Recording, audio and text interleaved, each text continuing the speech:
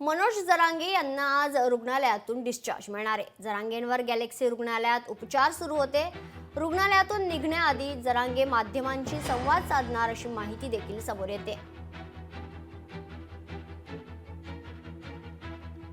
या संदर्भात अधिक माहिती जाणून घेऊयात। आमचे प्रतिनिधी सचिन बडे आपल्या सोबत जोडले गेले आहेत। सचिन, मनोज जरांगे यांना आज रुग्णालयातून डिस्चार्ज मिळणार आहे, त्यानंतर ते खरं तर माध्यमांशी संवाद देखील साधतील, काय अधिक माहिती आहे?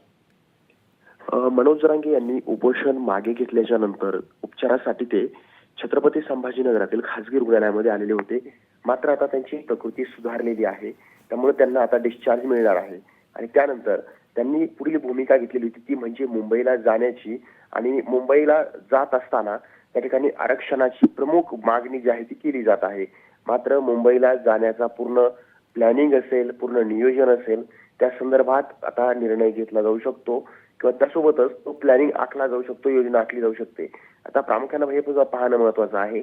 आज त्यांची पत्रकार परिषद होणार आहे। या पत्रकार परिषदेमधून मराठा आरक्षणासंदर्भात त्यांची कोणती भूमिका असेल किंवा ते कोणते पावलं उचलतील हे पाहणं महत्त्वाचं आहे। कारण मराठा आरक्षण हा महत्त्वाचा मुद्दा आहे आणि याच मुद्द्याला धरून मनोज जरांगे यांनी उपोषण सुरू केलेलं होतं।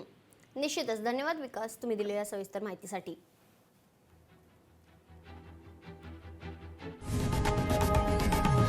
लोकशाही मराठी ऐका, पहा, जागरूक रहा।